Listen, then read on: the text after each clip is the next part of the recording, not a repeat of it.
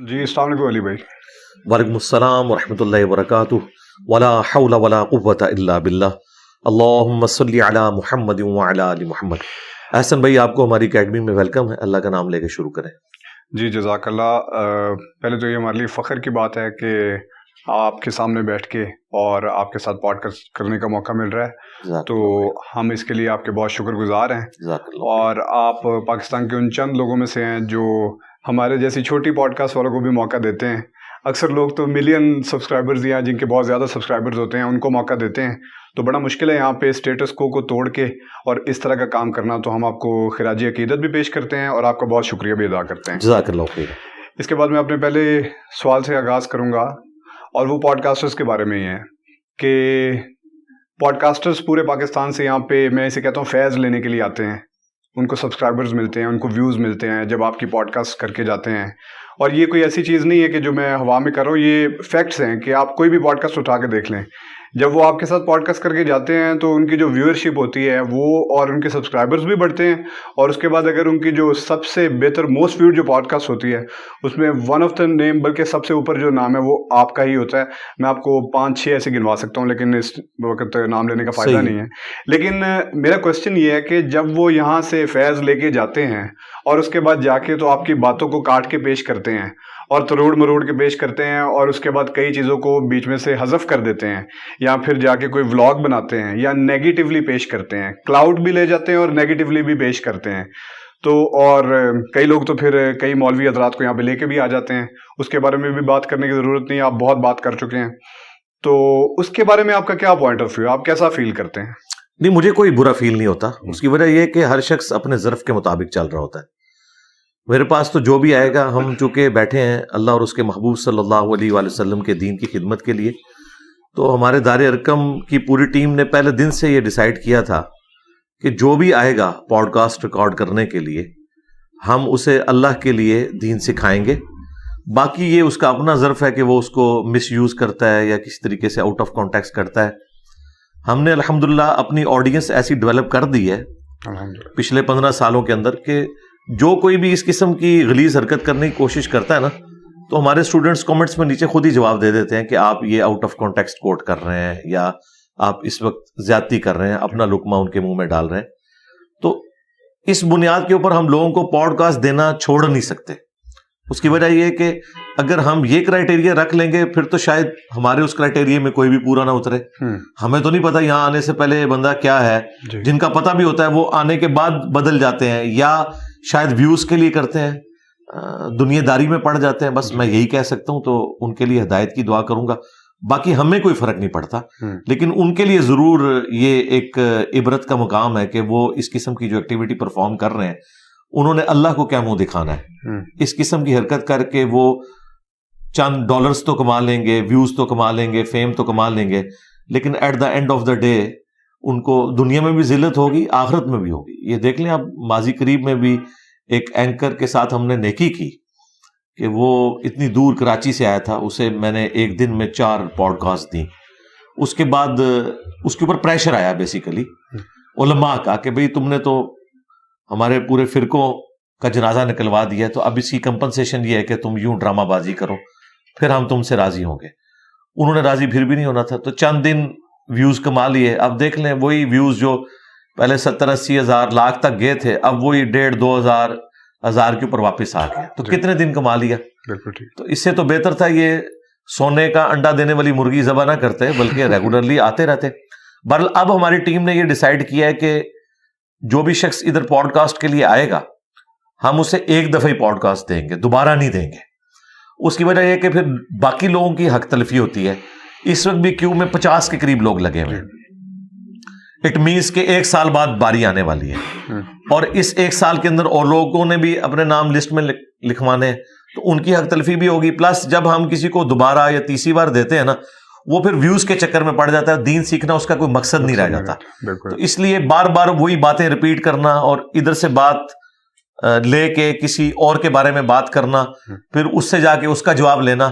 اس لیے میں لوگوں کو یہ بھی ریکویسٹ کروں گا مستقبل میں بھی کہ کسی شخصیت کے بارے میں یہاں پہ ڈسکشن نہ کریں، دین ڈسکس کریں. میرے پاس جتنے لوگ آتے ہیں دین ڈسکس کرتے ہیں، لیکن دوسروں کے پاس جا کے مجھے ڈسکس کرتے ہیں. یعنی انہوں نے خود مجھے اتنی اہمیت دے دی ہے کہ دنیا میں اس وقت دین کے اوپر بات ہونے کا مطلب ہے کہ جی انجینئر صاحب جو ہیں وہ اس وقت دین کے لیے سب سے بڑا خطرہ ہے انورٹڈ کامرس میں ان کے نزدیک, تو ہم نے ان کو ڈسکس کرنا ہے. ہمارے پاس آ کے لوگ کریٹیکل ایشوز کو ڈسکس کرتے ہیں. منصور علی خان صاحب آئے ہیں, انہوں نے پالیٹکس کو ڈسکس کیا, بہت اچھی بات ہے. اسی طریقے سے کوئی اور ریلیجیس پلیٹ فارم سے بندہ آتا ہے, وہ ریلیجن کو ڈسکس کرتا ہے, تو وہ ٹاپکس کو ڈسکس کریں بجائے شخصیات کو ڈسکس کرنے کے. تو اس قسم کی کوئی حرکت کرے ہم اسے روک بھی دیتے ہیں. ابھی یہ پچھلی دفعہ بھی ایک پوڈ کاسٹ کرنے والے آئے, انہوں نے اقرار الحسن بھائی کے بارے میں ایک بالکل سمجھ لیں پرسنل نوعیت کا کوشچن جو ایک تھیوری کے اوپر مبنی تھا, واللہ عالم اس کی پریکٹیکل وہ ایگزیکیوشن ہوئی ہے یا نہیں ہوئی ہے, تو وہ کر رہا تھا, تو اس کو پھر ہم نے روک دیا. اس نے وہ اتنا حصہ بیچ میں سے کاٹ کے نا یوں پریزنٹ کرنے کی کوشش کی گویا کہ ہم انہیں سوالات سے روک رہے ہیں, بھئی ہم لوگوں کے ذاتی زندگی میں دخل دینے سے آپ کو روک رہے ہیں, لیکن بس اس کے ذریعے پھر وہ ویوز کماتے ہیں. اللہ ان کو ہدایت دے, جی میں دعا ہی کر سکتا ہوں. بے شک. تو بیسیکلی اگر میں اس میں سے تھوڑا سا اخذ کروں تو کیا آپ یہ کہہ رہے ہیں کہ اب یہاں پہ لوگوں کو دین ڈسکس کرنے کے لیے آنا چاہیے اور پالیٹکس بھی نہیں ڈسکس کرنی چاہیے, یا پالیٹکس ڈسکس کرنے کے لیے بھی تیار ہیں؟ کیونکہ جیسے منصور علی خان صاحب نے کہا کہ اب کافی لوگوں کا یہ بھی موقف ہے, آپ کے کافی اسٹوڈنٹس کا بھی یہ موقف ہے کہ علی بھائی کو صرف دین ڈسکس کرنا چاہیے اور ان کی دین کے اوپر گرپ ہے.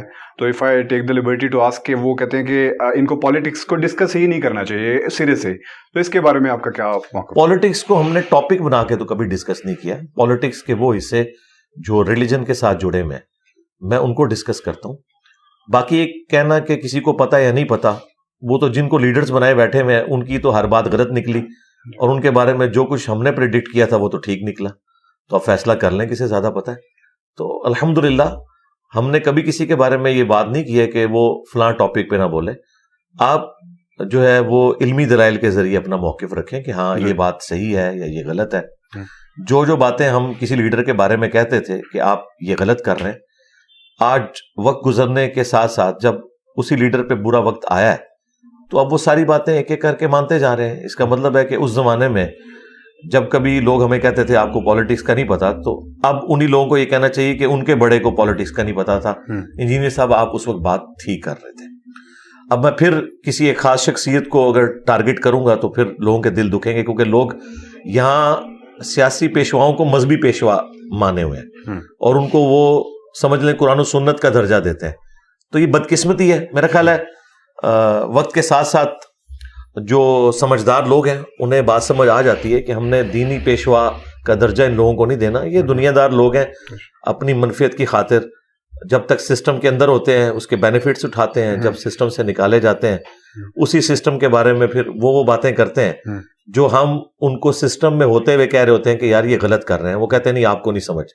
جب ان کے ساتھ ہوتی ہے تو پھر وہ کہتے ہیں ہاں جی اب ہمیں سمجھ آ گئی. اس طریقے سے کئی صحافی بھی ہیں جن کے اوپر ہم نے کرٹیسزم کیا ہے, لیکن وقت کے ساتھ ساتھ ان کو بھی بات سمجھ آ گئی. میں پھر نام نہیں لیتا, چند ایک صحافی ہیں جو مسنگ پرسنز کے ایشو میں اس وقت ماؤتھ پیس بنے ہوئے تھے اسٹیبلشمنٹ کا. جب انہیں خود اس وقت سے گزرنا پڑا تو اب آپ دیکھ لیں, اب انہوں نے اپنی ایک پوڈ کاسٹ میں معافی مانگی ہے اور کہا ہے کہ جی میں جب خود مسنگ ہوں تو مجھے اندازہ ہوا ہے کہ کتنی تکلیف ہوتی ہے. تو اس کا مطلب ہے پھر معافی آپ کو ان لوگوں سے بھی مانگنی چاہیے جو آپ کے طریقے صحافت کے اوپر اس وقت آپ کو سمجھاتے تھے کہ یہ کوئی طریقہ نہیں صحافت کرنے کا کہ آپ اسٹیبلشمنٹ کا یا کسی سیاسی پارٹی کا ماؤتھ پیس بن جائیں. صحافت تو نبیوں والا کام ہے, آپ سچائی کے لیے کھڑے ہوتے ہیں, اس میں آپ پارٹی نہ بنے. جس کی جو صحیح بات ہے وہ کریں, جس کی غلط بات ہے وہ کریں. تو کیا آپ اس پوڈ کاسٹ کو ایک, اگر میں اس کے بارے میں کوشچن پوچھ سکتا ہوں, تو کیا آپ اس پوڈ کاسٹ کو ایک معافی نامے کے طور پہ کنسیڈر کرتے ہیں؟ نہیں, اس میں معافی نامہ بھی ہے یقیناً, اس میں انہوں نے بات کی ہے اور جو انہوں نے اپنے حوالے سے جو ان کے ساتھ زیادتی ہوئی ہے اس کا ذکر کیا ہے, اور وہ تو ہم کنڈیم کرتے ہیں, ہم تو پہلے سے کنڈیم کرتے ہیں اس طرح کی زیادتیوں کو. بالکل ٹھیک. میں اپنے نیکسٹ کوسچن پہ موو آن کرنا چاہوں گا. علی بھائی, اسلامک موریلٹی کا کانسیپٹ جو ہے اس کی آپ کے نزدیک کیا ڈیفینیشن ہے؟ کس پوائنٹ آف ویو سے آپ پوچھ رہے ہیں؟ کنسینٹ کے حوالے سے, ویمن رائٹس کے حوالے سے, چائلڈ میرج کے حوالے سے. بیسیکلی میں اس کو تھوڑا سا اگر آپ کو ایکسپلین کر سکوں تو جتنے بھی ایتھیسٹ اور ایگنوسٹک لوگ ہیں ان کے بارے میں بیسیکلی جتنا ہم نے پڑھا ہے تو موسٹلی وہ لوگ احادیث کا حوالہ دیتے ہیں, اور احادیث کا حوالہ دے کے اس میں سے کنسینٹ کے ایشوز اٹھاتے ہیں, ویمنز رائٹس کے ایشوز اٹھاتے ہیں, اور چائلڈ میرج کے ایشوز اٹھاتے ہیں، اور اس کے علاوہ بھی کافی اٹھاتے ہیں. لیکن میں یہ 3 ہائی لائٹ کر کے آپ سے پوچھنا چاہ رہا تھا کہ یہ کنسینٹ، ویمنز رائٹ اور چائلڈ میرج اگر آپ کہیں گے تو میں ایک ایک کر کے بھی آپ سے پوچھ لوں گا. تو اس کے بارے میں کچھ احادیث ہیں جن کے اوپر وہ اعتراض اٹھاتے ہیں، بخاری 3780 اور اس طرح کی کئی احادیث. تو اس کے بارے میں آپ کا کیا پوائنٹ آف ویو ہے؟ ان کو ہم کس طرح سے جواب دیں؟ میں ایک جنیرک آنسر اس میں دوں گا. ایتھیسٹ کے ساتھ جو ہمارا مقدمہ ہے نا، وہ اللہ تعالیٰ کی ذات کے حوالے سے ہے، ول آف گاڈ کے اوپر نہیں ہے. ول آف گاڈ کو ہم ڈیفینڈ نہیں کر سکتے. ایون کوئی پیغمبر بھی ہے نا، وہ ول آف گاڈ کو یہ کہہ کے ڈیفینڈ کرے گا کہ یہ ول آف گاڈ ہے، اس کے آگے کوئی جسٹیفیکیشن اس کی نہیں دی جائے گی. کبھی پیغمبر کی مرضی ہو، اللہ کی اجازت ہو تو کسی خاص چیز کی کوئی حکمت بیان کی جا سکتی ہے، ادروائز حکم یہ ہے سمعنا و اطعنا، سنا اور مانا. جب تک آپ اسلام کے باہر ہیں آپ اسلام کو کوشچن کر سکتے ہیں، خدا کو کوشچن کر سکتے ہیں، لیکن ونس آپ نے گاڈ کو مان لیا پھر آپ کو ول آف گاڈ بھی ماننی پڑے گی. مثال کے طور پر اللہ تعالیٰ نے اس طرح کے تمام کوشچنس کے جواب میں سورہ الانبیاء میں فرمایا لا یسأل عما یفعل وہم یسألون. اللہ تعالیٰ سے کوئی نہیں پوچھ سکتا کہ اللہ نے فلاں کام کیوں کیا، اللہ سب کو پوچھ سکتا ہے. بے شک. یعنی اب کوئی شخص یہ کہے کہ میرے نزدیک جو انسانی مساوات ہے، ہیومن ڈگنیٹی میں ایکویلٹی مرد و عورت میں، یہ ہے کہ ایک دفعہ پریگنینسی کی تکلیف سے مرد گزرے اور ایک دفعہ عورت گزرے، تو ٹھیک ہے آپ خواہش رکھ سکتے ہیں، لیکن پریکٹیکلی ایسا نہیں ہوگا، یہ آپ کو بھی پتا ہے. جو لوگ کہتے ہیں کہ ہیومن ڈگنیٹی میں مرد و عورت برابر ہیں، تو اس کا تقاضا یہ ہے کہ دونوں کی رسپانسبلٹیز بھی ایک جیسی ہیں. تو پریکٹیکلی تو وہ بھی جو لڑکیوں کی ہاکی کی ٹیم یا وومنس کی کرکٹ کی ٹیم، اس کا مقابلہ جو ہے وہ مردوں کی کرکٹ کی ٹیم کے ساتھ نہیں کرواتے، علیحدہ ہی ٹورنامنٹ ہوتے ہیں. تو بیسیکلی انہوں نے بھی یہ چیز مانی ہوئی ہے. میرا خیال ہے اس طرح کی جتنی نیٹی گریٹیز ہیں نا قرآن و سنت کی، انہیں ڈسکس کرنے کا کوئی فائدہ نہیں ہے. فائدہ یہ ہے کہ آپ مقدمہ ڈسکس کریں. مقدمہ ہمارا ایتھیسٹ کے ساتھ یہ ہے کہ خدا ہے یا نہیں ہے، اس کے اوپر بات کریں. آپ اگر کہیں گے کہ جب تک آپ نبی علیہ السلام کی 11 شادیوں کے بارے میں ہمیں سیٹسفائی نہیں کرتے ہم خدا کو نہیں مانیں گے، تو بھائی ہم کبھی بھی ڈیفینڈ نہیں اسے کریں گے. اس کی وجہ یہ ہے کہ نبی علیہ السلام کے دنیا میں تشریف لانے سے پہلے بھی خدا تھا. خدا کسی پیغمبر کا محتاج نہیں ہے، سارے پیغمبر اس کے محتاج ہیں، اس کے ریپریزنٹیٹیو ہیں، وہ خدا کا تعارف کروانے آئے ہیں. اب یہ کہنا کہ جی ہم اس خدا کو مانیں گے جو اس طریقے سے چلے، تو یہ تو آپ کا سوچنے کا انداز ہے نا. یہ تو اللہ کی مرضی ہے کہ وہ ایک ایسی عورت کو جس کے 4 چھوٹے چھوٹے بچے ہوں بچپن میں موت دے دے. آپ شاید اسے ظلم سمجھ رہے ہو، لیکن اللہ تعالیٰ نے دنیا کو قانون ابتلا یعنی آزمائش کے ساتھ جوڑا ہوا ہے. دنیا کو اگر آپ ایبسولوٹلی دیکھیں گے تو یہاں آپ کو ظلم کا نظام بھی نظر آئے گا، آپ کو یہاں بھوک بھی نظر آئے گی، زیادتی بھی نظر آئے گی. لیکن اگر اس کو آخرت کے ساتھ جوڑیں گے تو پھر آپ کو سمجھ آئے گی کہ دنیا میں اللہ تعالیٰ نے بعض کو دے کے آزمایا، بعض سے لے کے آزمایا. ٹھیک ہے، ہٹلر نے جو ظلم کیا جیوز کے ساتھ، تو دنیا میں تو اس سے بدلہ نہیں اتارا جا سکتا. ایک گولی مار کے اس نے خودکشی کر لی، لیکن جو اس نے ورلڈ وار 2 کے اندر 60 لاکھ یہودی ظلمن قتل کیے 100 فیکٹریز کے اندر، یا جو لوگ مسلمان ہیں وہ کہتے ہیں نہیں جی 60 نہیں 6 لاکھ تھے. 6 لاکھ بھی کوئی چھوٹا فگر تو نہیں ہے. اچھا، اتنا بڑا ظلم اس نے کیا تو کیا دنیا کی کوئی عدالت اسے سزا دے سکتی ہے؟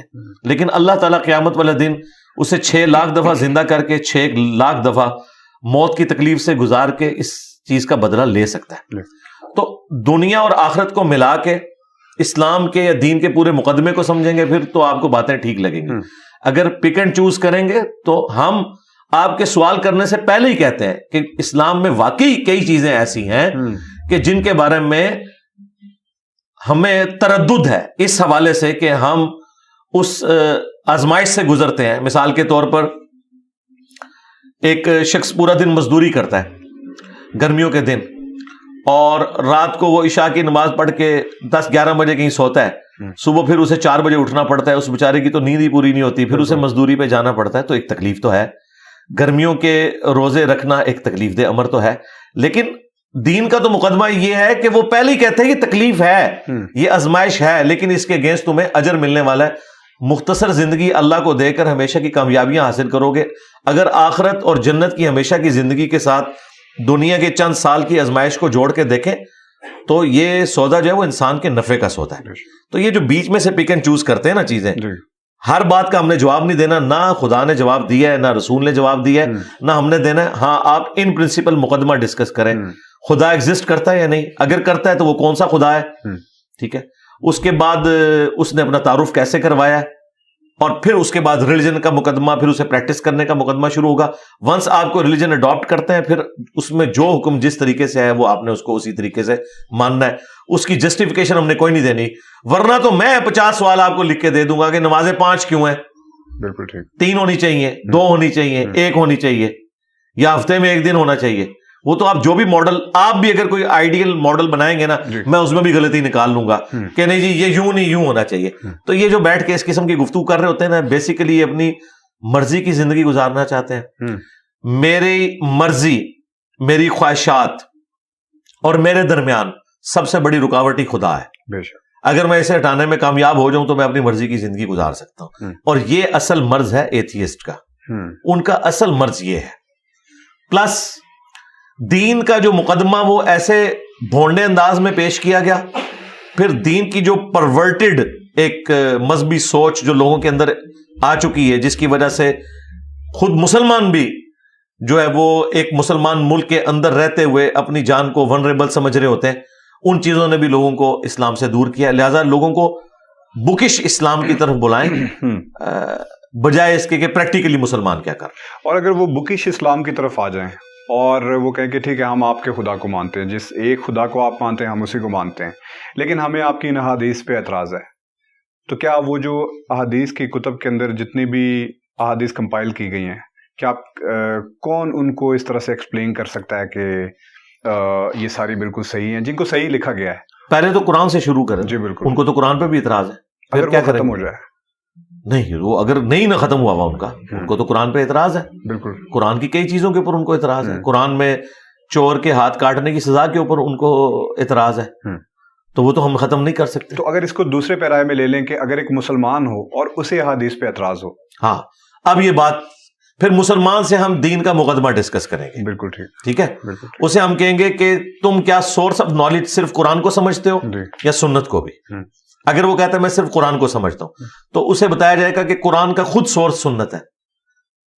قرآن کی واحد اتھینٹسٹی ہمارے تک جو قرآن پہنچے وہ اجماع امت اور سنت ہے.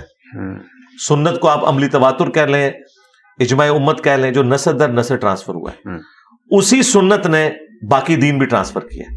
یہ یاد رکھیے گا کہ سنت کا انکار کرنے والا گمراہ نہیں کافر ہے, کیونکہ یہ چیز ایگریڈ اپان ہے کہ اسلام 2 چیزوں کے اوپر کھڑا ہے, قرآن اور سنت کے اوپر. بے شک باقی جو احادیث والا معاملہ ہے نا کہ وہ حدیث میں اور سنت میں فرق کرتے ہیں, وہ ایک الگ سے ایک بحث ہے. ہم سنت کے ریٹن ریکارڈ کو ہی احادیث سمجھتے ہیں. چند ایک احادیث کے اوپر آپ کوئی ریزرویشن رکھ سکتے ہیں کہ یہ احادیث نبی علیہ السلام سے ثابت ہے یا نہیں ثابت, لیکن جو تواتر سے چیزیں نقل ہوئی ہیں جن کے اوپر امت میں کوئی دوسری رائے نہیں پائی جاتی ہے, شروع سے وہ ایک رائے چل رہی ہے. مثال کے طور پر جو شادی شدہ زانی ہے اس کی سزا رجم ہے, اس کے اوپر سنی شیعہ اور تمام کے تمام لوگوں کا اجماع ہے, اور یہ سنت کے ذریعے ٹرانسفر ہوئی ہے. اسی سنت کے ذریعے جس کے ذریعے قرآن ٹرانسفر ہوا ہے. قرآن ہمارے سامنے تو نازل نہیں ہوا, ہمیں کیسے پتا یہ وہی کتاب ہے؟ نسل در نسل مسلمانوں نے ٹرانسفر کیا ہے. اسی طریقے سے نسل در نسل مسلمانوں نے کئی عقائد ٹرانسفر کیے ہیں. ختم نبوت کا عقیدہ جو قادیانیوں نے ایک فاسد قسم کی اس کی تفسیر کر کے آؤٹ آف کانٹیکسٹ چیزوں کو پیش کرنے کی کوشش کی ہے اور امتی نبی کا ایک ڈرامہ رچایا ہے, قرآن و سنت تو بالکل اس سے خالی ہے. ایسے لوگوں کے بارے میں تو خلفائے راشدین کا ایٹیچیوڈ یہ ہے جو کچھ مسلمہ کذاب کے ساتھ ہوا ہے. تو اب اگر کوئی شخص کہتا ہے کہ مجھے آج دین زیادہ سمجھ آیا ہے, تو ہم اسے کہیں گے بھئی یہ نظریہ پہلے کہیں ایگزسٹ کرتا تھا امت میں. تو بخاری اور مسلم اہل سنت کے یہاں تو کم از کم اس کے حوالے سے اتفاق پایا جاتا ہے. جن احادیث کے اوپر یہ لوگ اعتراض کرتے ہیں اور اعتراض یہ کرتے ہیں یہ قرآن سے ٹکراتی ہیں, تو وہ قرآن سے 180 ڈگری نہیں ٹکرا رہی ہوتی, بلکہ قرآن کسی معاملے میں خاموش ہوتا ہے, اس کی ایکسپلینیشن موجود ہوتی ہے. یہ ان کے سوچنے کے مطابق ٹکرا رہی ہے. ٹکرانے کا تو مطلب ہے 180 ڈگری اسٹیٹمنٹ ہو. اگر 180 ڈگری اسٹیٹمنٹ ہو پھر ان کی بات ہم ماننے کے لیے تیار ہیں. ہم تو سمجھتے ہیں کہ بخاری مسلم میں کوئی ایسی چیز موجود نہیں ہے. قرآن میں بھی بعض آیات بعض سے ٹکرا رہی ہوتی ہیں, لیکن ایک آپٹیمل سولوشن ہوتا ہے, وہ اس کا کانٹیکسٹ بتا رہا ہوتا ہے. یہ کس کانٹیکسٹ میں آیت ہے, یہ کس کانٹیکسٹ میں آیت ہے. جب ٹوٹیلٹی میں دیکھتے ہیں تو مقدمہ بالکل کلیئر ہو جاتا ہے. تو ایسے لوگوں سے ہم کہیں گے کہ آپ کوئی پریکٹیکل مثال لے کے آئیں کہ یہ ایک حدیث ہے جس کو امت مانے ہوئے ہے اور یہ قرآن کے بھی خلاف ہے. ہمارے نزدیک تو کوئی ایسی حدیث نہیں. جیسے میں اسی طرف آ رہا تھا کچھ جب آپ سے پوڈ کاسٹ کرنے کی بات میں نے کچھ دوستوں سے جو آپ کے کافی ناقدین ہیں ان سے کی، تو انہوں نے کہا کہ یہ کوشچن ضرور پوچھیے گا. تو آپ کا جو کربلا کا ریسرچ پیپر ہے اس کے اندر سے ایک حدیث ہے کہ جس میں یہ ہے کہ میرے بعد خلافت 30 سال رہے گی، اور اس کے بعد پھر ایک حدیث انہوں نے مجھے ساتھ وہ دکھائی کہ یار یہ دیکھو یہ تو لکھا ہوا ہے کہ میرے بعد 12 خلیفہ آئیں گے. تو اگر 12 خلیفہ آئیں گے اور 30 سال خلافت رہے گی تو پھر یہ دونوں چیزیں آپس میں ٹکرا رہی ہیں. تو آپ کس کو صحیح مانیں گے؟ جی دونوں باتیں درست ہیں. اچھا ہاں، ان 12 خلیفوں میں کیا کہ خلفائے راشدین ہوں گے وہ 12 خلیفہ لکھا. تو خلیفہ تو ہے. خلیفہ تو ہم ان معنوں میں یزید کو بھی مانتے ہیں، حضرت معاویہ کو بھی ہم خلیفہ مانتے ہیں، لیکن خلیفہ راشد نہیں ہے. تو 12 خلفاء تو ہوں گے. اور دوسری بات، اگر وہ 12 خلفاء کو ہی مانتے ہیں تو خلفاء تو بعد میں بھی چلتے رہے. ہم تو آج جو پرائم منسٹر ہے اسے بھی خلیفہ مانتا ہے. حاکم وقت تو ہے نا. ایک ہے خلافت راشدہ. خلافت راشدہ 30 سال تک ہے. باقی جو حکمران ہیں خلیفہ ہیں وہ تو ہوں گے. یہ دونوں چیزیں کہاں سے ٹکرائیں گی؟ یہ ٹکراتی تو نہیں ہے، یہ ان کے زوم میں ٹکراتی ہیں نا. یہ کہاں سے ٹکرا گی؟ اور دوسرا، اہل سنت میں کس کا یہ انکار ہے؟ پھر ہم ان سے یہ بات کریں گے. وہ حدیث کو چونکہ حجت مانتے ہیں نا، ان سے پوچھیں کہ اہل سنت میں کس کا یہ دعویٰ ہے کہ خلفائے راشدین کے بعد جو خلیفہ ہیں وہ بھی خلیفہ راشد ہے؟ کسی کا بھی دعویٰ نہیں. ایون جو لوگ بنو امیہ کا جھوٹا دفاع کرتے ہیں وہ بھی حضرت معاویہ رضی اللہ تعالیٰ عنہ کی جب غلطیاں بخاری مسلم میں ہائی لائٹ ہم کرتے ہیں تو وہ کہتے ہیں کہ یہ غلطیاں مانتے ہیں، ہم انہیں کوئی خلیفہ راشد تو نہیں مانتے. وہ ایک حکمران تھے اور حکمران سے مس ہینڈلنگ ہو جاتی ہے، لیکن وہ صحابی ہیں، ان کا یہ مرتبہ ہے، یہ کرتے ہیں. غلطیوں کو جسٹیفائی نہیں وہ کرتے. غلطیوں کو کیسے جسٹیفائی کر سکتے ہیں؟ وہ یہ کہتے ہیں کہ ہم ان کو کوئی حضرت ابوبکر عمر عثمان و علی کی طرح تو نہیں مانتے. تو کیا پوری دنیا میں مسلمان اجماع امت نہیں کیے ہوئے کہ اہل سنت کے ہاں 4 خلفائے راشدین ہیں؟ چاہے غیر مسلموں سے بھی پوچھ لیں وہ خلفائے راشدین کن کو کہتے ہیں؟ حضرت ابوبکر عمر عثمان و علی کو. رہ گئے وہ 12 خلیفہ. تو وہ جو 12 خلیفہ ہیں ان میں تو ایسے خلیفہ ہیں جن کو یہ خود بھی صحیح نہیں سمجھتے ہیں. مثلا عبد الملک بن مروان وہ خلیفہ تھا، یزید کے بعد مروان بنا اور پھر اس کا بیٹا عبد الملک بن مروان، جس نے حجاج ابن یوسف کے ذریعے مکہ شریف کے اوپر چڑھائی کی. صحیح مسلم میں آتا ہے خانہ کعبہ شریف کا غلاف جل گیا، ایک دیوار بھی ڈیمیج ہوئی. عبداللہ ابن زبیر کو قتل کیا، ان کی لاش کو کعبے کے دروازے پہ لٹکا دیا اور یہودیوں کے قبرستان میں ان کی لاش پھینک دی سولی دے کے. یہ تو مسلم شریف میں موجود ہے. تو کیا یہ خلافت راشدہ ہے جس کے اندر ایک صحابی رسول کے ساتھ یہ ظلم کیا جا رہا ہے؟ تو حجاج ابن یوسف کو تو یہ خود بھی ظالم مانتے ہیں کیونکہ مسلم شریف میں موجود ہے بنو ثقیف میں ایک ظالم ہوگا اور ایک کذاب. اور اسما بنت ابی بکر جو حضرت ابو بکر کی بیٹی ہیں، حضرت عائشہ کی بڑی بہن، وہ کہتی ہیں حجاج ابن یوسف سے جب وہ ان کے بیٹے کو قتل کرتا ہے، عبداللہ ابن زبیر انہی کے بیٹے تھے، کہ ہم کذاب تو دیکھ چکے، ظالم تو ہے حجاج ابن یوسف. تو یہ خود ان کو ظالم مانتے ہیں، صحابہ کرام کا قاتل مانتے ہیں ان کو. تو اگر یہ خلافت راشدہ ہے عبد الملک بن مروان کی، وہ تو یہ ظلم کرتا رہے، تو یہ کبھی بھی ان کی غلطیوں کو جسٹیفائی نہیں کرتے. Not at all, never. اگر کرتے ہیں تو اہل سنت سے خارج ہیں. اہل سنت کا کہیں موقف یہ نہیں رہا کبھی بھی. اجماع ہے اس بات. جی.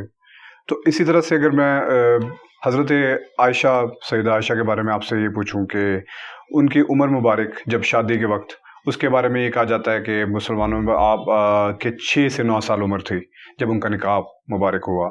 تو میرا اس کے بارے میں آپ سے یہ سوال ہے کہ اس چیز کو کس طرح سے ایک مسلمان بچے کو جو ریسرچ کر رہا ہے اسے کیسے جسٹیفائی کریں، کس طرح سے جسٹیفائی کر رہا ہے؟ میں ایتھیسٹ یا ایگنوسٹک کی بات نہیں کر رہا، لیکن ہم مسلمان بچے کو کس طرح سے وہ جسٹیفائی کریں؟ آپ کی جو سائنس ہے وہ بھی اس کے مترادف اب ریسرچ ہو چکی ہے بہت زیادہ ان چیزوں کے اوپر، کہ ایک جو بچی ہوتی ہے وہ جب جوان ہوتی ہے تو اس کے بعد پھر جا کے کوگنیٹیو بیہیویئرز اس کے جو ہیں وہ سارے کے سارے ڈیولپ ہوتے ہیں، عقل ڈیولپ ہوتی ہے، فزیکلی ڈیولپ ہوتی ہیں. تو اس کے بعد جا کے تو آپ جو ہے نا بلوغت کی عمر کے بعد آپ شادی کی عمر تک پہنچتے ہیں. تو اس کے بعد شادی ہونی چاہیے، نہیں تو اس کے کافی نقصانات ہوتے ہیں، ڈپریشن، سوئسائڈ اور اس طرح کی بہت ساری چیزیں. آپ کو بہتر پتا ہوگا، آپ سے یہ سوال بہت دفعہ ہو چکا ہوگا.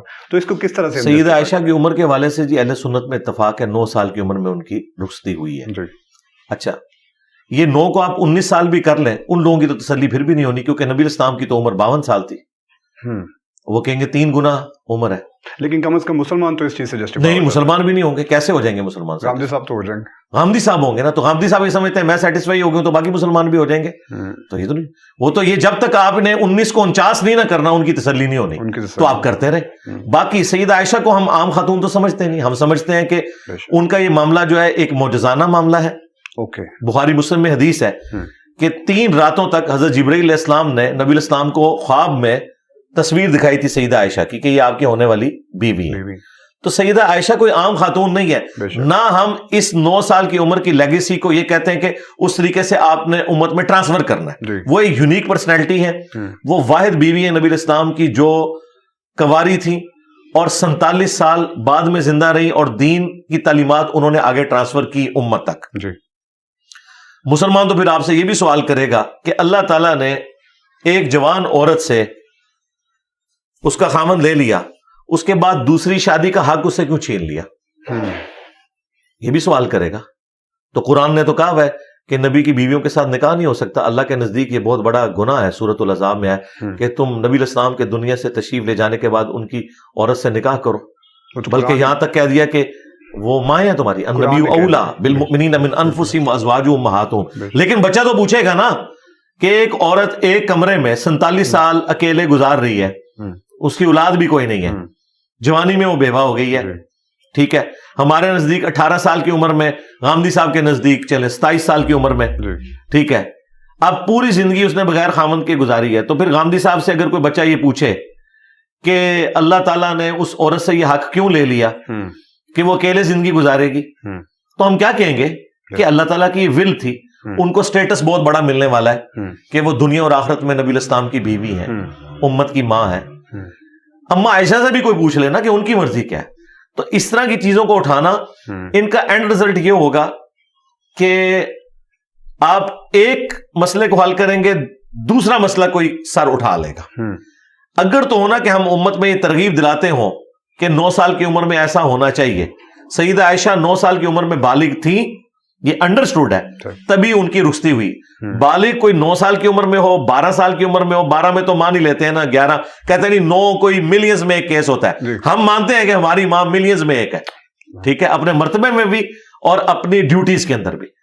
تو آپ اس طرح کے معاملات کو لے کے تب الزام لگائیں جب اسے ایکسٹراپولیٹ کر کے ہم اس کے ذریعے کوئی رزلٹ نکالنا شروع کرتے. رزلٹ وہی ہے کہ جب تک عورت بالغہ نہیں ہوتی ہے اس کی شادی نہیں ہوگی. یہ چیز ہے, بالغہ تھی وہ. بالکل ٹھیک ہے.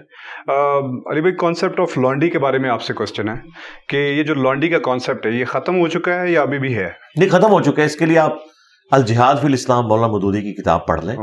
یہ ایک کیٹاسٹرافک کنڈیشن کے اندر ایک غلاموں اور لانڈیوں کا سلسلہ چل رہا تھا, اور اس کو اللہ تعالیٰ نے ڈسکریج کیا, حرام نہیں کیا, کیونکہ حرام کرتے تو فوراً سارے کے سارے معاملات کو ہینڈل کرنا مشکل ہو جاتا. اس وقت ڈسکریج کیا, جی ڈسکریج کیا, حرام کر دیا. نہیں حرام نہیں ہے, ابھی بھی ڈسکریج ہے. ڈسکریج ختم ہو گیا نا جی, ڈسکریج ہو کے اپنی موت خود مر گیا وہ سسٹم. آپ یہ سمجھیں کہ لونڈی سسٹم تھا کیا. بیسیکلی جب مسلمان کافروں سے جنگ لڑتے تھے, اس جنگ کے دوران جو عورتیں میدان جنگ میں لڑنے آئی ہوتی تھی مسلمانوں کے خلاف, وہ عورتیں, ایک تو حال یہ تھا کہ مسلمان جنگ جیت کے ان کو بھی قتل کرتے, ان کے بچوں کو بھی قتل کرتے. تو ایسا تو نہیں ہوا, صرف مرد قتل کیے جاتے تھے. ظاہر ہے یہ جنگوں میں یہی ہوتا ہے, ان عورتوں اور بچوں کو غلام بنا لیا جاتا تھا. ایک حال یہ تھا کہ انہیں واپس بھیج دیتے تاکہ وہ بچے جوان کر کے تو بدلہ اتارتی. دوسرا یہ تھا کہ مسلمانوں کی وہ تربیت میں رہتی اور اسلام سے امپریس ہو کے اسلام بھی قبول کرتی, ان کی نسلیں بھی آگے اسلام کی طرح ٹرانسفر ہوتی. اس وقت مین پاور کی بھی ضرورت تھی, اور یہ ہوا بھی. آپ دیکھیں یہ بنو قریظہ کا جو واقعہ بیان کرتے ہیں بخاری مسلم سے کہ ان کو یہودی قبیلے کو جو ہے ان کے مردوں کو قتل کروا دیا گیا. جو سعد ابن معاذ نے فیصلہ کیا, نبی علیہ السلام سے تو فیصلہ نہیں کروا رہے تھے, ہو سکتا ہے حضور چھوڑ ہی دیتے. سعد ابن معاذ سے کروایا. انہوں نے کہا پھر یہ تو خود یہودیوں کے ہاں بھی یہی سزا ہے کہ جو بد عہدی کرتا ہے, کیونکہ انہوں نے مسلمانوں کے قتل کا فتویٰ جاری کیا تھا. اگر وہ کامیاب ہو جاتے تو جو مسلمان مرد قتل ہوتے اور مسلمانوں کی عورتیں جو ان کے پاس چلی جاتی, اس کا کیا ہوتا. تو ظاہر ہے کہ یہ آپ ٹوٹیلٹی میں مقدمے کو دیکھیں تو اس میں پھر ان کے مرد قتل ہوئے, عورتوں اور بچوں کو رکھا گیا. اور ابو داؤد میں حدیث موجود ہے کہ جو بچے بالغ تھے جن کے غیر ضروری بال نکلے ہوئے تھے ان کو قتل کیا گیا اور جن کے بال نہیں تھے ان کو بچا لیا گیا. تو ان میں سے کئی صحابہ ہیں کہ انہوں نے اسلام بھی پھر قبول کیا. تو آپ آج کا جو ایک ڈیموکریٹک ویلیوز والا سسٹم ہے اور اس وقت کا جو قبائلی سسٹم ہے, اس کو اگر ایک نظر سے دیکھیں گے نا تو پھر آپ کو باتیں سمجھ نہیں آئیں گی. بالکل ایسی ہے. آج اگر نبی اسلام اس دور میں تشریف لے کے آتے نا تو کئی ایک معاملات ڈیفرنٹ ہوتے ہیں. اس وقت ایک قبائلی سسٹم تھا, گیون سرکمسٹانسز کے اندر ایک دن کے اندر چینج نہیں لائی جا سکتی. پھر بھی جو کچھ کیا نبی اسلام نے وہ ایک ریمارکیبل کام تھا اتنے کم پیریڈ کے اندر. تو آج تو انسانیت ٹھوکریں کھا کھا کے بیسک ہیومن رائٹس اور عورتوں کے حقوق اور یہ ساری چیزیں سیکھ گئی ہے. میں تو سمجھتا ہوں یہ پریزنٹ ورلڈ جو ہے یہ یعنی دنیا میں رہنے کے لیے بہترین وقت یہی ہے. ورلڈ وار 2 کے بعد جس طرح UNO بنی اور دنیا میں کنٹریز بن گئے اور امپائرز ختم ہوئی, دنیا رہنے کے قابل ہو گئی ہے. ورنہ تو ہر وقت جنگ و جدال کا سلسلہ رہتا تھا. وہ جو لائنیں وہ ڈرا کر کے چلے گئے وہ آپ اس کو صحیح سمجھتے ہیں. جی میں سمجھتا ہوں دنیا میں سکون آ گیا, اس کی وجہ سے سکون آ گیا. جی سکون آ گیا. دیکھیں انسان لرن کر, لیکن کئی جگہ یہی باتیں ڈاکٹر اقبال کریں نا تو یہ لوگ کہتے ہیں ماشاءاللہ کیا بات فرما دی. تو ابلیس کی مجلس شورا آپ ذرا پڑھ کے دیکھیں, اس میں وہ کیا باتیں کر رہے ہیں کہ انسانیت ٹھوکریں کھا کھا کے اسی نظام کی طرف آ رہی ہے جو نبی اسلام نے دیا تھا. اس میں وہ کارل مارکس کی اگر تعریف کرتے ہیں کہ غلاموں نے جو ہے وہ آقاؤں کی زنجیروں کو توڑ دیا ہے, سارے رائٹس کی باتیں ہو رہی ہیں. یہ آج جو آپ کو اتنی ویلیوز نظر آ رہی ہیں ٹھوکریں کھا کھا کے جو انسانیت نے سیکھی ہیں, نبی اسلام نے 1400 سال پہلے یہ چیزیں سامنے رکھی تھی. لیکن اس وقت یعنی دنیا کے حالات و واقعات فیوریبل نہیں تھے. وقت کے ساتھ ساتھ انسانیت نے ایوالو کیا اور آج ہم ان جو ویلیوز کے اوپر بات کرتے ہیں. اس زمانے میں جب حال یہ ہو کہ باپ کے مرنے کے بعد اس کی ساری بیویاں بڑے بیٹے کے قبضے میں آ جائیں, بالکل ایسی ہے. وہاں اسلام یہ بات کرے کہ یہ کوئی بھی عورت جس کے ساتھ تمہارے باپ نے صحبت کر لی وہ تم پہ حرام ہے, تو یہ بہت بڑا ایک کام تھا. بے شک. ٹھیک ہے, جہاں لوگوں کی شادیوں کی تعداد ہی گنی نہیں جاتی تھی وہاں یہ کہنا کہ 4 سے زیادہ نہیں کرنی. بالکل ایسے. ٹھیک ہے, کوئی لمیٹیشن کسی بھی ریلیجن میں نظر نہیں آتی میرے خیال میں. آج انسانیت ایوالو ہو چکی ہوئی ہے. آج کے اعتبار سے آپ نے اسلام کو نہیں دیکھنا, یہ ذہن میں رکھیے گا. اسلام جن حالات و واقعات کے اندر آیا ہے اس میں بہت بڑی بلیسنگ تھی. یہ ایوالو ہو کے ہم یہاں تک پہنچے ہیں. چیزیں لرن ہو رہی ہیں, بیسک عقائد و نظریات وہی رہیں گے, لیکن وقت کے ساتھ ساتھ چیزیں انسانیت نے لرن کی ہیں. مثلا میں سمجھتا ہوں یہ ٹریفک قوانین جو ہے یہ یعنی ایک سمجھ لے ایک پیغمبرانہ کام ہے جو اللہ تعالیٰ نے اپنے بندوں سے لیا ہے. ٹھیک ہے, کس طریقے سے اتنی بڑی ٹریفک کے اندر ایک ہارمونی کریٹ کی ہے. تو انسانیت کو اللہ تعالیٰ لرن کروا رہا ہے. اسی کو ہم اجتہاد کہتے ہیں. یہ قیامت تک دروازہ کھلا ہوا ہے. مسئلہ ان کا ہے کہ جن کے اجتہاد کرنے والے 1200 سال پہلے قبروں میں چلے گئے ہیں. ہمیں تو اجتہاد قیامت تک جاری ہے. قرآن و سنت اجماع فکس ہے.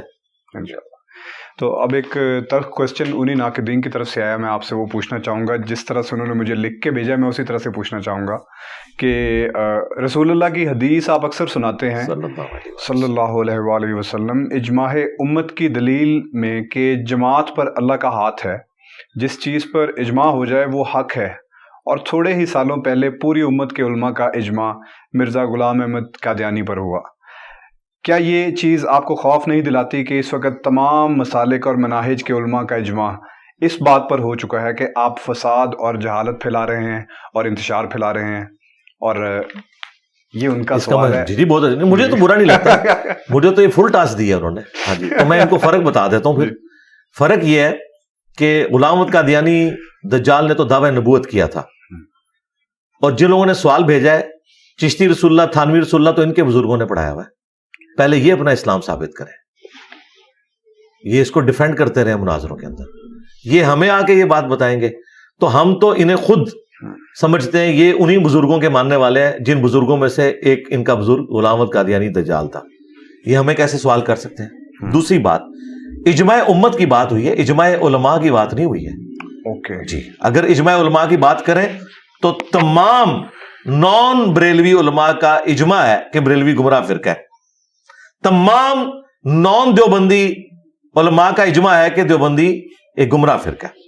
تمام نان اہل حدیث علماء کا اجماع ہے کہ اہل حدیث ملکہ وکٹوریہ کی پیداوار ہے. تو اجماع تو ساروں نے ایک دوسرے کے خلاف بھی کیا ہوا ہے.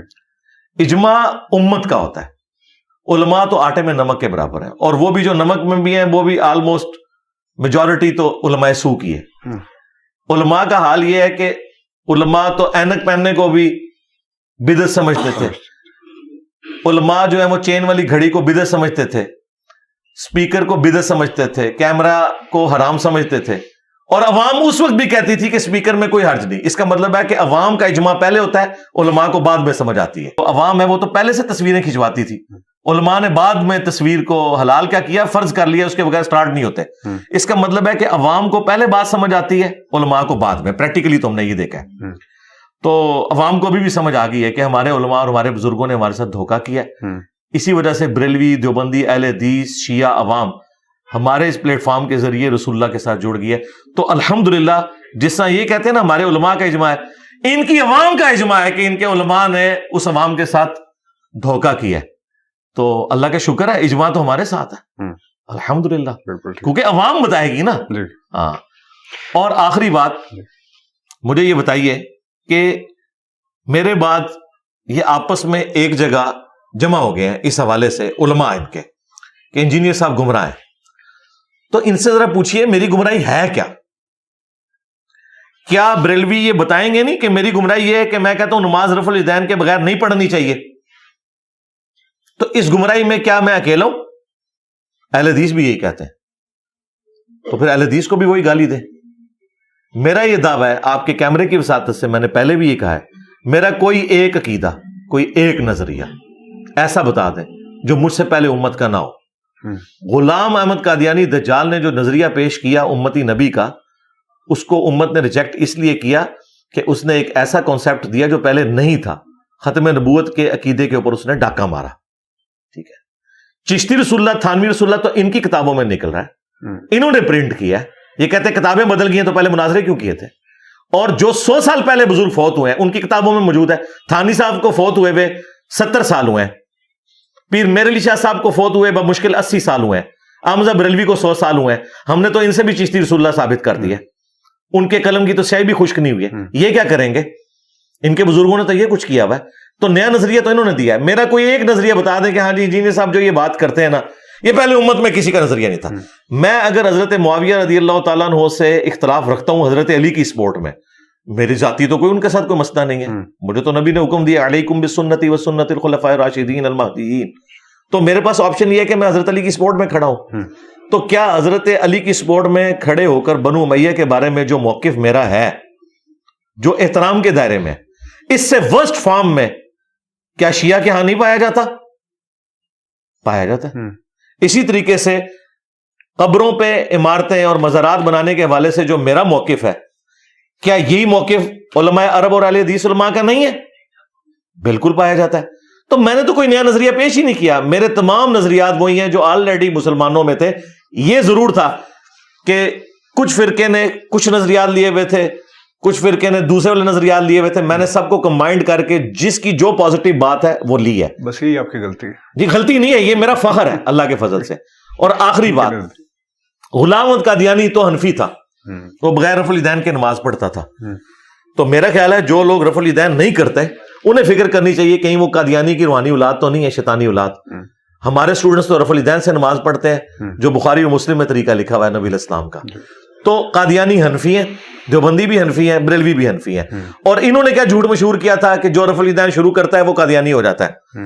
یہ انہوں نے اہل حدیث کو چپ کروانے کے لیے ایک جھوٹ بولا ہوا تھا. سب سے پہلے آ کے میں نے ان کا میک اپ صاف کیا, کوئی قادیانی تو حنفی ہیں, جاؤ قادیانی کی عبادت گاہ میں جا کے دیکھ لو نماز وہ کس طریقے پہ پڑھتے ہیں.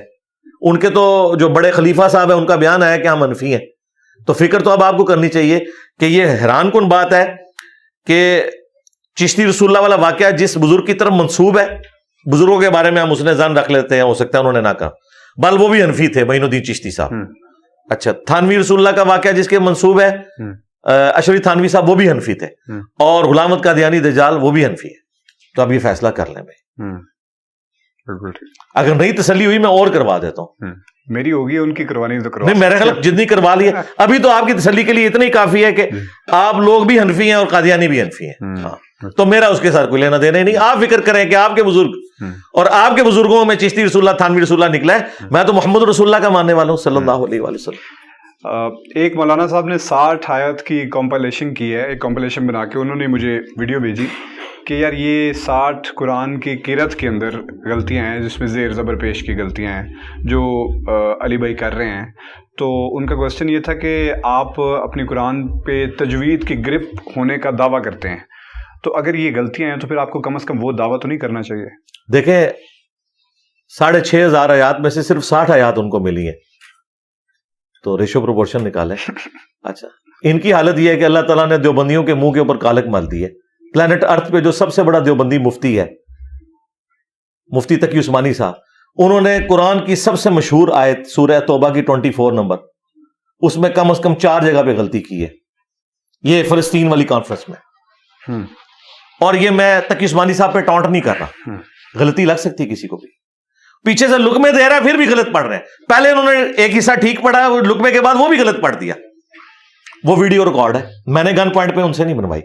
تو یہ ذرا بتائیں کہ جو بندہ ایک آیت میں 4 غلطیاں کرے وہ زیادہ غلطیاں کر رہا ہے، یا جو 6,500 میں صرف 60 آیات میں کہیں غلطی کر رہا ہے؟ اس طرح کی غلطیاں ڈاکٹر اسرار صاحب سے بھی ہوئی ہیں، امام کعبہ سے بھی ہو جاتی ہیں، یہ کوئی ایسا مسئلہ نہیں ہے، متشابہ بھی لگ جاتا ہے۔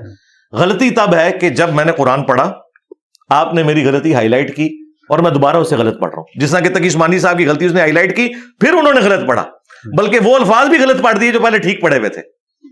تو لیکن پھر بھی یہ تقی عثمانی صاحب کو میں کہوں گا کہ ٹھیک ہے، شاید آخری عمر میں کوئی اختلاط کا شکار ہو گئے، جو بھی ہے، بل دیوبندی تو گئے بےچارے، ان کا وہ پلانٹ ارتھ کا مفتی اعظم جو ہے نا، وہ تو ایک آیت ہی 4 غلطیاں اس کے اندر کر گئے۔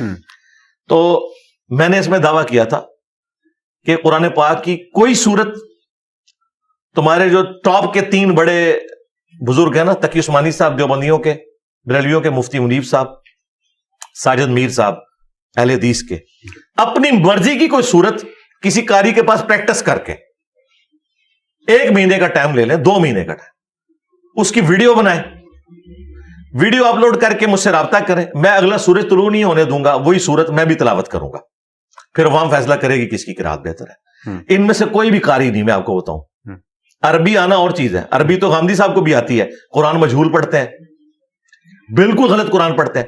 یہ لوگ سمجھتے ہیں زبر زیر کو غلط پڑھنا غلطی ہے، قاریوں کے نزدیک ہا صحیح نہ نکلا، واد، ذال، وا، ثا، یہ بھی لحن چلی ہے، وہ یہ سارے علماء کرتے ہیں، یہ الفاظ بھی غلط بولتے ہیں۔ قرآن تو بالکل علماء کو نہیں آتا، عربی پڑھنے سے، زبر زیر صحیح پڑھنے سے آپ سمجھتے ہیں وہ ٹھیک پڑھ رہے ہیں، قاریوں کے نزدیک تو وہ بھی ٹھیک نہیں ہے، جب تک کہ وہ اس طریقے سے قل پڑھ رہے ہیں تو قل کی آواز نکلے، قل قل ان کنتم، اس کو وہ غلط کہہ دیں گے، قاری کہیں گے قل ان کنتم، وہ اخوا بھی ہوگا۔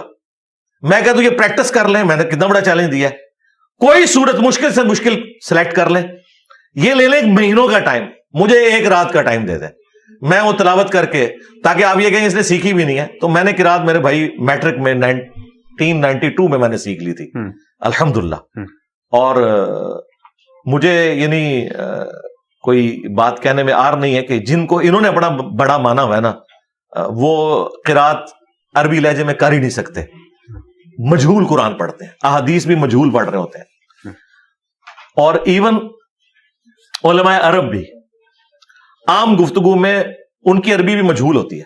اللہم صلی علی محمد، یہ لفظ ہے اللہم صلی علی محمد، صلی نہیں ہے، صلی ہے، لیکن قرآن کے علاوہ باقی جگہ مجہول عربی چل جاتی ہے، لیکن معروف عربی وہی ہے صلی علی۔ ہم بھی کئی بار صلی علی پڑھ دیتے ہیں، لیکن قرآن میں آپ نے اس کو معروف ہی پڑھنا ہے۔ تو یہ کہنا اس طرح غلطی ہو سکتی ہے، میں نے کب انکار کیا، کیوں نہیں ہو سکتی؟ جب بندہ درس دے رہا ہوتا ہے، پیرلل میں اس نے عربی کے اوپر بھی توجہ رکھنی ہوتی ہے، ریکال بھی کرنا ہے، کراس ریفرنس کو، آیات اور احادیث کے الفاظ کا چناؤ بھی کرنا ہے، کیونکہ میں قرات کرنے کے لیے، تلاوت کے لیے نہیں بیٹھا ہوا، درس قرآن کے لیے بیٹھا ہوں۔ تو یہی بات ہے، تو 27 سال کم از کم ڈاکٹر اسرار صاحب نے دورہ قرآن کروایا، اور پھر انہوں نے 1998 میں بیان القرآن ریکارڈ کروایا، اس کے اندر بھی زبر زیر کی غلطی ہے، اور دیکھ کے پڑھ رہے ہیں۔ ہو سکتا ہے یہ کوئی جان بوجھ کے نہیں، جان بوجھ کے یہ کہ کسی نے غلطی ہائی لائٹ کی اور آپ نے دوبارہ غلط پڑھ دیا تو آپ کی زبان پہ چڑھی نہ، یہ کہتے ہیں یہ ناظرات قرآن دیکھ کے نہیں پڑھ سکتا، یہ بات کرتے ہیں۔ جس کو قرآن کی کئی صورتیں زبانی یاد ہیں، کراس ریفرنس کے طور پہ آیات زبانی یاد ہیں، وہ کہتے ہیں دیکھ کے نہیں پڑھ سکتا۔ تو میں نے ان کو بڑا ٹیسٹ آسان کر دیا ہے کہ یہ اپنے بڑے، جن کو انہوں نے بڑا مانا ہوا ہے، قاریوں کی نہیں میں بات کروں گا، ان کے بڑے قرآن کی کوئی ایک صورت مجھے تلاوت کر کے بتائیں قرات کے مطابق، میں غلطیاں بھی نکالوں گا اور میں اس سے بہتر قرات کر کے بھی بتاؤں گا. اس سے بہتر میں اور کیا کر سکتا ہوں؟ یہاں پہ بھی ایک بھائی آئے تھے، میں نے قرآن ان کے سامنے رکھا، میں نے کہا کھولو، جدھر سے تم کھولو گے میں پڑھوں گا. تو انہوں نے سورۃ الکاف کھولی، میں نے کہا سورہ کاف میں سے میں نے پڑھا، تو یہ کہیں گے سورۃ الکاف تو وظیفے والی سورت ہے. میں نے کہا پھر سورہ احزاب کھولی تو میں نے پڑھی. ٹھیک ہے، تو اللہ کا شکر ہے. اور یہ ساری باتیں میں ریبٹل کے طور پہ کر رہا ہوں. یہ لوگ میرے یہ بھی کلپ کاٹتے ہیں، کہتے ہیں یہ چیلنج کر رہا ہے علماء عرب کو. نہیں، یہ میں ریبٹل کر رہا ہوں.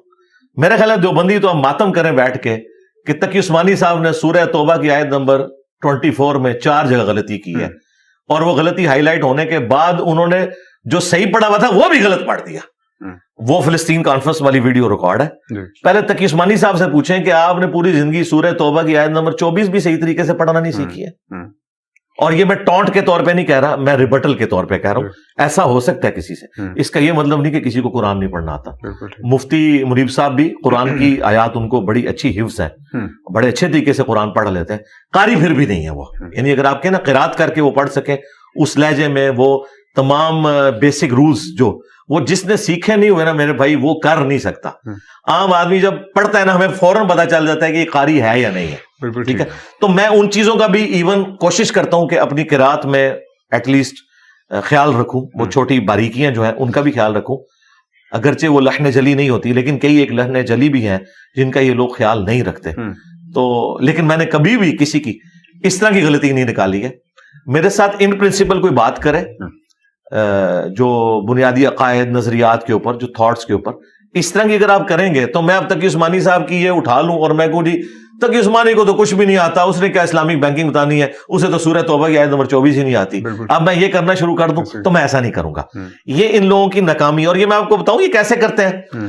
انہوں نے چھوٹے بچے جو حافظ قرآن ہے یا قاری ہے نا، وہ بٹھائے ہوتے ہیں، وہ پوری ویڈیو دیکھتے ہیں. اس 1 گھنٹے کی ویڈیو میں انہیں کوئی ایک جگہ نظر آتی ہے تو اس کا کلپ کاٹتے ہیں. تو پھر یہ مانیں کہ اس 1 گھنٹے میں بس وہ ایک جگہ غلطی ہے، باقی جگہ ٹھیک ہے. یہ تو نہیں کہ قرآن نہیں پڑھنا آتا. اگر قرآن نہ پڑھنا آتا ہو تو یہ 60 آیات نہ ہو، 6000 آیات غلط ہو، 60 میں نے ٹھیک پڑھی بھی ہوں. ٹھیک ہے، یہ جتنے علماء کو یہ کہہ رہے ہیں نا، میں کہتا ہوں نہیں، میرے پاس ان کے پرانے علماء کی بھی ریکارڈنگز موجود ہیں، ان میں سے قاری کوئی بھی نہیں. ہاں کچھ قاری ہیں جن کو میں اپریشیٹ کروں گا، ان کی عربی اچھی ہے، جیسے وہ محمدی صاحب ہے، سہیب محمدی صاحب، وہ قاری ہیں. ہاں وہ اچھا قرآن پڑھتے ہیں، وہ تقریر کرتے ہیں تو قرآن کی قرات بھی اچھا کرتے ہیں. باقی جتنے انہوں نے مولوی لانچ کیے ہیں وہ تو یقین کریں ان کی تو حالت یہ ہے، وہ دعات کو زاد پڑھ رہے ہوتے ہیں، ان کو یہی نہیں پتا.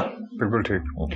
فلسطین کانفرنس کے بارے میں آپ نے بات کی جو وہاں پہ اسلام آباد میں ہوئی ہے، تو میرا آپ سے یہ بھی بینگ اے اسٹوڈنٹ ایک کوشچن ہے کہ وہاں پہ سب علماء آئے ہوتے ہیں، اجماع امت نظر آ رہا ہوتا ہے، آپ جن کی اتنی بڑی فالوئنگ ہے، آپ ایسی جگہوں پہ مسنگ ہوتے ہیں، تو کیا آپ کو نہیں لگتا کہ آپ کو بھی اس طرح کا کوئی کام کرنا چاہیے، یا کم از کم ان کے شانہ بشانہ جا کے کھڑے ہونا چاہیے تھا وہاں پہ؟ آپ اسٹیج تو آپ نے دیکھی ہوگی، وہاں پہ ہر قسم کے لوگ کھڑے تھے. نہیں، کوئی اجماع امت نہیں ہے. غامدی صاحب کا کوئی ریپرزینٹیٹو وہاں نظر نہیں آیا مجھے. وہ تو اور اس سے بڑی بات کر دیتا ہوں، کوئی شیعہ عالم نہیں تھا. اور شیعہ نے بعد میں گلہ کیا ہے کہ ہمیں کیوں نہیں آپ نے بلایا. اچھا. تو جن لوگوں کی حالت یہ ہے کہ پاکستان میں 5 سے 6 کروڑ تو شیعہ ہیں، ان کی ریپرزنٹیشن اس کانفرنس میں نہیں تھی. وہ ایک سنی فرقے کی کانفرنس تھی، اور سنی فرقے میں بھی ایک خاص اسکول آف تھاٹ کی تھی، ساروں کی ریپرزنٹیشن وہاں پہ نہیں تھی. بالکل ٹھیک. علی بھائی، فیوچر آف JLM اکیڈمی میرا اگلا کوشچن ہے کہ اللہ تعالیٰ نے ہم سب کو ایک لمیٹڈ زندگی دی ہوئی ہے، اور اس کے بعد ہم نے اللہ تعالیٰ کے پاس جانا ہے، تو آپ اپنے بعد اس اکیڈمی کا کیا فیوچر دیکھتے ہیں؟ یہ تو مسئلے ان لوگوں کے جنہوں نے مدرسے، چندہ بک اور وہ چیزیں لانچ کی ہیں، جنہیں فکر ہے کہ ہمارے بعد اسٹوڈنٹس کھائیں گے پیئیں گے کہاں سے، تو کوئی برانڈ شروع کر لیتا ہے، کوئی چندہ بک بنا لیتا ہے. ہمارا تو ایسا کوئی سلسلہ ہی نہیں ہے. JLM اکیڈمی ایک ریکارڈنگ کی جگہ ہے جہاں میں ریکارڈنگ کرتا ہوں اپنی ویڈیوز کی اور لوگوں سے ملاقات کرتا ہوں بس. اور یہ جگہ کرائے کے اوپر ہے. یہ ہم نے لوگوں سے کوئی چندہ ہتھیا کے، کوئی پلاٹ خرید کے، اس پہ پہلے مٹکا رکھ کے اور پھر ایک چٹائی بچھا کے اور 4 سٹوری بلڈنگ بنا کے اس کی بھی 2 بلڈنگز اپنے پاس رکھ کے نیچے دکانیں کرائے پہ دے کے یہ کام نہیں ہم کر رہے، اپنی جیب سے اس کا کرایہ دے رہے ہیں. تو یہ ایک ریکارڈنگ کی جگہ ہے جس میں ایک اللہ کا مجاہد بندہ بیٹھ کے ختم نبوت کی برکت سے اپنے نبی علیہ السلام کی مبارک دعوت امت تک پہنچا رہا ہے. ٹھیک ہے. JLM اکیڈمی اس کا جیلم میں ہونا ضروری نہیں ہے. یہ جیلم اکیڈمی کی سیٹ کے اوپر کسی زمانے میں مودودی صاحب تھے, کسی زمانے میں ڈاکٹر اسرار صاحب تھے, کسی زمانے میں مولانا اسحاق صاحب تھے, آج میں ہوں, کل کوئی اور ہوگا.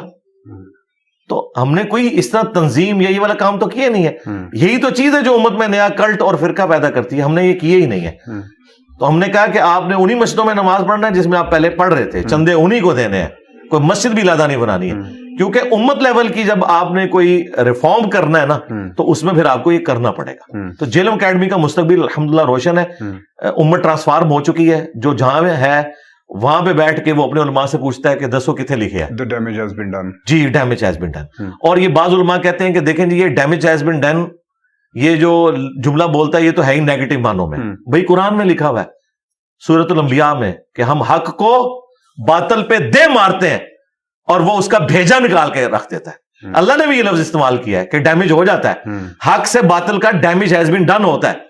یہ کوئی نیگیٹو جملہ نہیں ہے, یہ قرآن میں موجود ہے. بالکل ٹھیک, بالکل ٹھیک. یہی ابھی میں سن رہا تھا جب آپ نے لیکچر اینڈ کیا تو اس کے بعد آپ نے ایک بات کہی کہ کسی بھی اسپیکر, کوئی بھی ایسے عالم یا مولوی حضرات نہیں ہیں جنہوں نے اس طرح کا ایک پراپر ڈسپلن سسٹم رکھا ہو کہ اس کے بعد پھر ان کے جتنے بھی اسٹوڈنٹ یا جتنے بھی لوگ ہیں جو آئے ہوتے ہیں سننے کے لیے, وہ آگے تصویریں بھی کھنچوا سکیں, کوشچن بھی کر سکیں. تو کیوں نہیں رکھا ہوا؟ کیا وجہ ہے کہ نہیں رکھا ہوا؟ پتہ نہیں ان کی مجبوریاں کیا ہے. مجھے بتائیں وہ کیا بتائیں گے لوگوں کو. میں نے تو یہ دعویٰ کیا ہے کہ کوئی لائیو سیشن بھی نہیں اس طریقے سے چلا سکتا جس میں وہ دین سکھائے. کیا سکھائیں گے؟ اب بہت لیٹ ہو چکے ہیں. تقی عثمانی صاحب لائیو سیشن شروع کریں گے نا, نیچے 1000 کمنٹس آئیں گے, سر تھانوی رسول اللہ پہ ہمیں بتائیں. آپ بتاتے ہیں تو فرقہ آج سے جاتا ہے, نہیں بتاتے تو نیچے لوگ گالیاں نکالیں گے. کون لائیو سیشن شروع کر سکتا ہے؟ میرے نیچے آگے کیا کوئی لکھے گا؟ چشتی رسول اللہ لکھے گا, تھانوی رسول اللہ لکھے گا, کیا لکھے گا؟ پھر یہ دین کے مسئلے تو بتاتے ہیں اپنے بزرگوں کی کتابوں سے, آیت حدیث یہ لوگ پیش ہی نہیں کر سکتے, یہ کہاں سے بیان کریں گے؟ تو یہ اپنے فرقے کی خدمت ان چند ایک فتاوا کو سمجھتے ہیں جو ان کو کوئی لیٹر لکھ دیتا ہے کہ جی یہ میرے نکاح طلاق کا مسئلہ ہے, بتائیں کیا مسئلہ ہے. اور وہ ہم بھی انہی کی طرف ہی لوگوں کو ریفر کرتے ہیں. جیسے بینک اکاؤنٹ کھلانا ہے تو ظاہر میں نے تو نہیں کھولنا, میں بینک کی طرف ہی بھیجوں گا ان کو. ہم ان کو دینی مسئلہ بتا دیتے ہیں, باقی ہم کہتے ہیں فتویٰ لینا ہے علماء سے جا کے لیں, کیونکہ وہ ریٹن جس طریقے سے آپ کو سٹیمپ پیپر ظاہر ہے وہ آپ کو کچہری سے ہی ملیں گے, کورٹ سے ہی ملیں گے, میں نے تو نہیں دینے. ہاں میں آپ کو اس کی ورڈک بتا سکتا ہوں کہ یہ لکھی ہوئی ہونی چاہیے.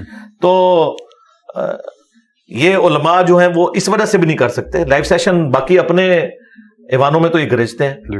اور آخری بات یہ کہ ان کے پاس جانا کس نے, یہ بیٹھ بھی جائیں, کیا لینے کے لیے لوگ جائیں گے, کس لیے جائیں گے؟ ان کے فرقوں کی باتیں سننے کے لیے. تو اب تو لوگ قرآن و سنت کی بات سنتے ہیں. جو چند ایک ان کے کو بچے ہوئے لوگ ہیں وہی ان کے پاس جائیں گے. میرے ساتھ ایک میجر صاحب آئے ہوئے تھے, انہوں نے بھی ایک کوشچن میرے سامنے رکھا ہے. انہوں نے کہا کہ علی بھائی سے پوچھیے گا کہ ملک کی خاطر فوج میں لڑتے ہوئے کئی لوگ جو ہیں وہ فدائین بن کے اور اپنی جانیں دے دیتے ہیں, تو ان کا کیا سٹیٹس ہے؟ شہداء ہیں کیا؟ اس کو خودکشی کنسیڈر کریں گے کہ لیٹ سپوز کہ ہمارا کوئی بندہ فوجی جہاز اڑا کے لے گیا اور اس نے جا کے 2 دشمن کے جہازوں کے اندر مار دیا اور تباہ کر دی, تو کیا اگر اس کے علاوہ کوئی چارہ نہیں ہے تو ٹھیک ہے, کر سکتے ہیں. بالکل. کیا وہ شہادت ہے؟ ہاں جی شہادت ہے, اگر اس کے علاوہ کوئی اور چارہ نہیں ہے.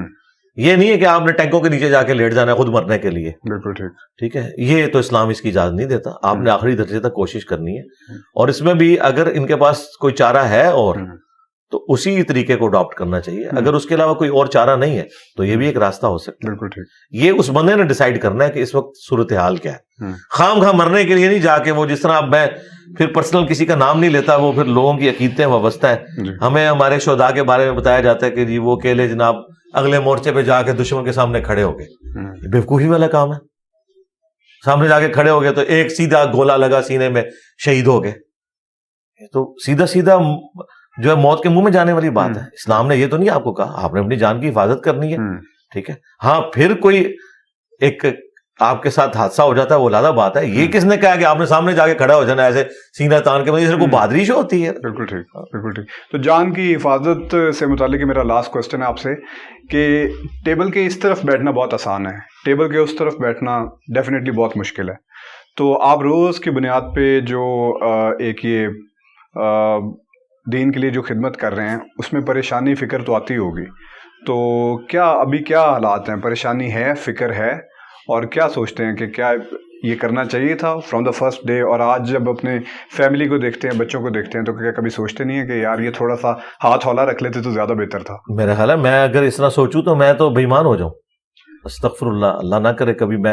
مجھے تو اس بارے میں کبھی وسوسہ بھی نہیں آیا. میں حلفیہ کہہ رہا ہوں، سوچنا تو دور کی بات ہے، مجھے کبھی وسوسہ بھی نہیں آیا. میں تو اپنے آپ کو بے ایمان سمجھوں گا اگر مجھے وسوسہ بھی آ جائے اس حوالے سے. ظاہر ہے جو بندہ یہ کام کرتا ہے اللہ تعالیٰ اسے اس کام کے لیے اٹھاتا ہے، حالات و واقعات فیوریبل دیتا ہے تو اللہ تعالیٰ مدد فرما رہا ہوتا ہے. لا یکلف اللہ نفسا الا وسعها. اللہ تعالیٰ کسی جان پر اس سے بڑھ کر بوجھ نہیں ڈالتا. تو میرے کندھے یہ بوجھ اٹھا سکتے تھے، اللہ تعالیٰ نے مجھے کیپیبل بنایا تھا تو مجھے ان حالات کے ساتھ فیوریبل کر دیا. ہم نے کبھی اپنے اسٹوڈنٹ سے نہیں کہا کہ آپ نے بھی اسی طریقے سے کام کرنا ہے. میں ہمیشہ کہتا ہوں کہ آپ نے قرآن کی آیات اور احادیث لوگوں کو شیئر کروانی ہے، اور جہاں کوئی سخت موضوع اگر آپ کو بیان کرنا پڑے آپ نے خود نہیں کرنا، ورنہ لوگ آپ کے دشمن ہو جائیں گے. کیونکہ جو سامنے کیمرے پہ آ جاتا ہے نا، لوگ اس سے پھر نفرت کرتے ہیں. جو لوگ سے مراد جو جاہل، ابو جہل کی جو اولاد ہے، جو دیندار لوگ ہیں وہ تو نفرت نہیں کرتے، وہ تو دین سیکھنا چاہتے ہیں. اگر کچھ ایسا کرنا ہے تو میری ویڈیو شیئر کروائیں اور توپ کے منہ کے آگے مجھے کریں، ٹھیک ہے؟ پھر آپ سے نفرت نہیں ہوگی کیونکہ آپ تو شیئر کروا رہے ہیں نا. آپ سے کوئی زیادہ کرے گا کہ یار یہ بھی اس پاگل کے پیچھے لگ گیا ہے تو اس کو سمجھاتے ہیں واپس آ جائے. لیکن جب آپ خود بیان کرتے ہیں نا، چشتی رسول اللہ، تھانوی رسول اللہ اور ان بزرگوں نے جو جو اسلام کے ساتھ انورٹڈ کاماز میں خدمت کی ہے، پھر وہ آپ کے دشمن ہو جاتے ہیں. تو ہم نے اپنے اسٹوڈنٹس کو ہمیشہ کہا ہے کہ آپ نے کیمرے میں سامنے اس طرح آ کے خود للکارنا نہیں، ان کو ضرورت ہی کوئی نہیں ہے کیونکہ ہم نے ڈیمیج اللہ کے فضل سے ان کے فرقوں کو کر دیا.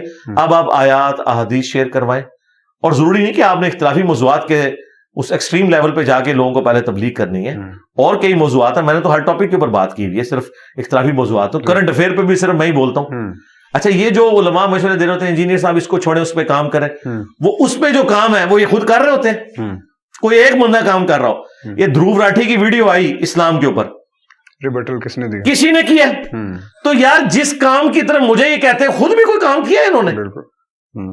صرف بس ایک رونا پیٹنا کر لیتے ہیں کیمرے میں، انجینئر صاحب آپ یہ کریں.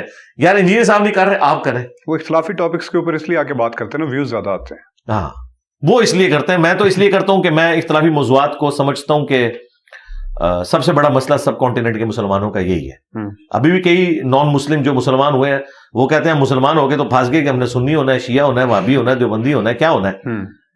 تو کیا یہ مسلمان ہی ہونا چاہیے. بالکل ٹھیک. تو آخر میں ہمارے لیے اور پاکستان کے لوگوں کے لیے کوئی میسج یہی ہے کہ کتابوں کے ساتھ اپنے آپ کو جوڑیں، بکش مسلمان بنے، اور تمام علماء دین کی بات سنیں. جس کی بات قرآن و سنت سے ہو اس کو آپ ویریفائی کریں، اس کے بعد اس کے اوپر عمل کریں. یہ اپنے آپ کو کسی ایک بند کنویں میں نہ لے جائیں کہ میں نے فلاں کی بات سننی ہے، فلاں کی نہیں سننی. سب کی بات سنیں، اور جس کی بات دلیل کے ساتھ ہے وہ آپ لے لیں، اور جس کی بات دلیل کے ساتھ نہیں اس کو چھوڑ دیں. اس کو کافر نہ کہیں، آپ اسلام سے نہ نکالیں کہ یہاں اس کو غلطی لگی ہے. میرا خود بھی ایٹیچیوڈ یہی ہے. مجھے اپنے استادوں سے بھی کئی معاملات کے اندر سنگین نوعیت کے اختلافات ہیں، اس کے باوجود میں ان کا نام احترام سے لیتا ہوں. حامدی صاحب ہیں، ڈاکٹر اسرار صاحب ہیں، مودودی صاحب ہیں، میں نے سب سے لرن کیا ہے.